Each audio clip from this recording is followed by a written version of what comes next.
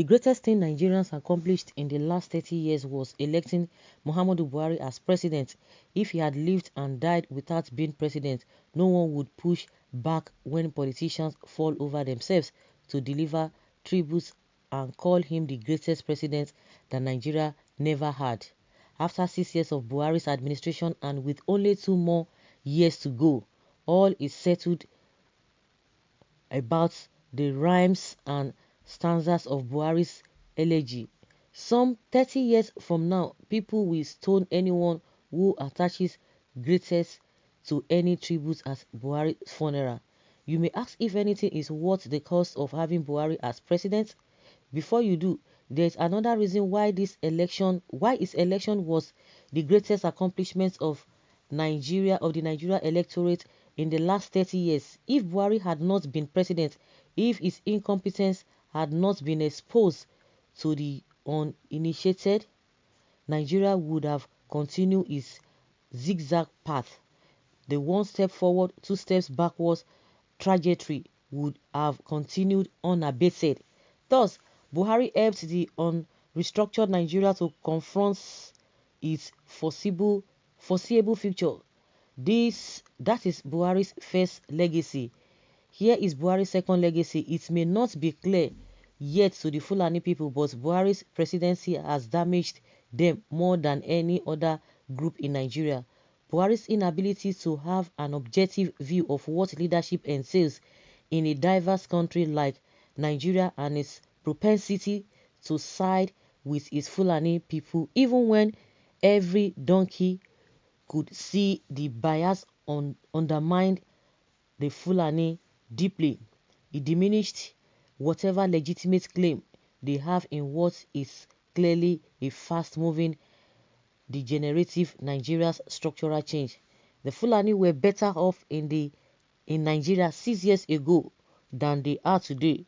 That is Muhammadu Buhari's second legacy. In the context of Nigeria nationhood, Buhari's second coming was a necessary evil. He came, he saw, and he hastened its ruination for everyone.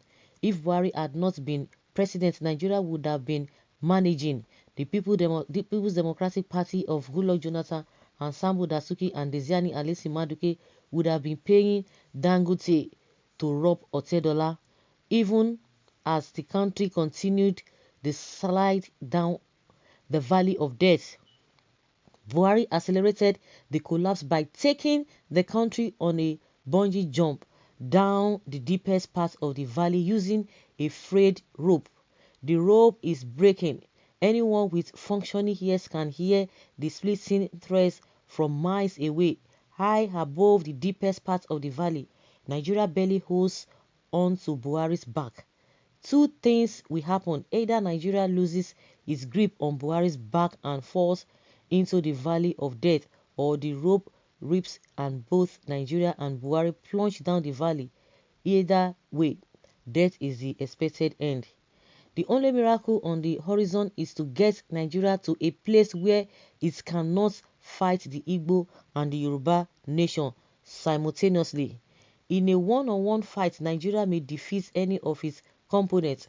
Nigeria may defeat the Igbo. Nigeria may run over the Yoruba. Nigeria may crush the Ijaw, the Ibibio, the TV, the Ijaw, the Kanuri, the Fulani, the Bachama, the Idoma, the Urobo, and so on. Nigeria cannot defeat the Igbo and the Yoruba at the same time in a fight between Nigeria on one side and Igbo-Yoruba alliance on the other. Many ethnic minority groups will take the side of the alliance. Whether the fight is in the physical or spiritual realm, whether it is in the democratic realm or the ideological realm, Nigeria has no chance of winning a fight against the combined forces of the Igbo and the Yoruba. For a table with 3 legs, one leg has no chance of keeping the table standing when the other 2 legs take a knee. The Igbo and the Yoruba need to take a combined knee. That is the ultimate way to shake the table called Nigeria. Nigeria needs to get to a point where it faces the prospect of fighting a united Igbo and Yoruba power. It needs to happen now. The reality needs to be clear, concrete and ironclad. It is the only magic one that can save Nigeria. Is it easy to achieve? No, it is possible. Yes, what will it take, or what will it take to get Nigeria to the place where it risks fighting the Igbo and the Yoruba simultaneously? The way to achieve this is for the Igbo and the Yoruba to embrace Thomas Jefferson's greatest philosophy. The man who drafted the U.S. Declaration of Independence said, "I admire the dreams of the future more than the history of the past." The Igbo and the Yoruba must admire the dreams of the future more than the history of the past. They must do it not just for their children's children, but also for all those children from east to west, north to south, trapped in prisons of mediocrity and death, which are the only gifts of an unfair, unjust, and dysfunctional Nigeria. The Igbo and the Yoruba owe this to future generations of the people currently trapped in Nigeria. It is their responsibility. Posterity will blame the Igbo and the Yoruba if they fail to catch the wave. Thanks to Buhari's misadventures, the awareness of today is total and overwhelming. Severe penalties await the Igbo and the Yoruba if they fail to act now and free unborn generations from the menacles of Muhammadu Buhari's misadventures. Food for thoughts. Food for thoughts. If you remove Igbo, Yoruba, and Middle Belt from Nigeria, what remains is the Fulanis. Let us see how they can fight. You are right. The writer is right. Why can't the Igbo and the Yorubas leave the past, add fights for the future, and fight for the future? If there is a united front between the Igbos and the Yorubas, it will force the government to think twice because waging war against them.